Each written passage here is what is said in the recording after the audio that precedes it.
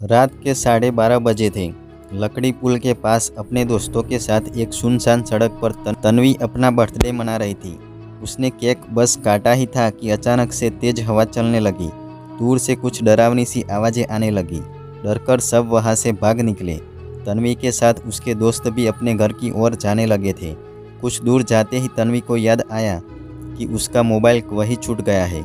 उसने सोचा कि 2 मिनट में वापस जाकर वह अपना मोबाइल ले आएगी। वो फिर से दौड़ती हुई उसी जगह पहुंची जहां उसका केक रखा हुआ था और उसके पास ही उसका मोबाइल भी था। उसने जल्दी से अपना मोबाइल उठा लिया और वापस घर की तरफ जाने को हुई। तब तक उसके दोस्त वहां से काफ़ी दूर निकल गए थे। वैसे तो मौसम बिल्कुल साफ था, मगर अचानक ही आंधी और तूफान शुरू हुआ।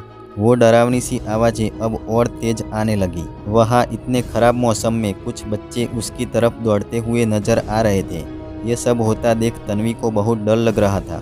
मोबाइल हाथ में था, मगर उसके हाथ कांप रहे थे, जिसकी वजह से वो चाहकर भी किसी को फ़ोन नहीं कर सकती थी, और अगर कर भी लेती तो उसका कोई फ़ायदा नहीं होता।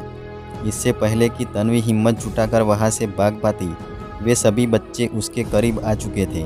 उन्होंने एक घेरा बना लिया और उसमें तन्वी को घेर लिया। घबराती हुई तन्वी उनसे विनती कर रही थी कि वे उसे कोई नुकसान न पहुंचाएं, लेकिन वो बच्चे उसकी कोई बात नहीं मान रहे थे। धीरे धीरे उन्होंने बनाया हुआ घेरा तन्वी के इतना नज़दीक आ गया कि तन्वी वहां से बाहर ही न निकल पाए। ये सब देखकर तन्वी जोर से चिल्लाई तो उसकी चीख सुनकर उन बच्चों में से 2 समझदार लड़कियों ने आगे आकर उन बच्चों को तन्वी को नुकसान पहुंचाने से रोक दिया। हम लोग यहाँ केक खाने आए हैं, न कि किसी को नुकसान पहुंचाने। केक खाएंगे और यहाँ से निकल जाएंगे, समझे?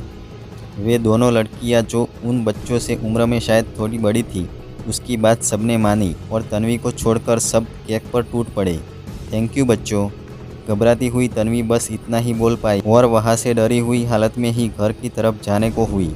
वो कुछ कदम ही दूर गई थी कि उसे बच्चों के चीखने चिल्लाने की आवाज़ आने लगी। उसने पीछे पलट कर देखा तो उसे एक कुत्ता बच्चों की ओर बढ़ता हुआ दिखा। उन बच्चों को इस तरह डरता हुआ छोड़ जाने का उसका मन नहीं हुआ। वो उल्टे पैर उन बच्चों के पास गई। तब तक वो कुत्ता भी उनके पास आ चुका था। उस कुत्ते के आंखों की पुतलियाँ सफ़ेद थी और उसकी पूंछ को उसने पीछे के 2 पैरों के अंदर दबोच रखा था। जो भी उसके रास्ते में आए उसे काटता हुआ वो सीधा उनके नज़दीक आ गया था। बच्चे डरकर तन्वी के पीछे छिपे हुए थे। तन्वी तो पहले से ही डरी हुई थी, मगर उन बच्चों ने उससे लगाई हुई उम्मीद को वो तोड़ना नहीं चाहती थी। उसने पास ही पड़ी मजबूत सी लकड़ी को उठा लिया और मौका देखकर उस कुत्ते का मुंह लकड़ी से दबोच दिया। तन्वी जोर से चिल्लाई और खुद की ही चीख से उसकी आंख खुल गई। उसे समझ आया कि जो कुछ भी हुआ वो एक सपना था, मगर वो खुद को बहुत थका हुआ महसूस कर रही थी। काफ़ी देर तक उसे नींद नहीं आई। जैसे तैसे वो सुबह उठी और नहा धोकर लकड़ी पुल के पास वाले सुनसान जगह पर चली गई।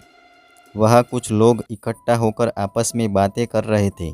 तन्वी ने उनसे जाकर पूछा कि आखिर बात क्या है, तो उन्होंने एक तरफ इशारा करते हुए कहा कि वहाँ किसी ने कुत्ते को मार दिया है, और अच्छा ही हुआ उसे मारा, क्योंकि वह एक पागल कुत्ता था जो अगर किसी को काटता तो मुसीबत हो जाती। तन्वी ने आगे जाकर देखा तो अपने आप उसने अपने कदम पीछे ले लिए। वहाँ वैसा ही कुत्ता मरा पड़ा था जैसा कल रात उसके सपने में आया था, और उसके गले के पास लकड़ी के दबोचे हुए निशान थे। तो दोस्तों, आपको यह हॉरर स्टोरी कैसी लगी नीचे कमेंट करके ज़रूर बताएं, और इसे अपने उन दोस्तों के साथ भी शेयर करें जिन्हें हॉरर स्टोरीज वीडियो पसंद है।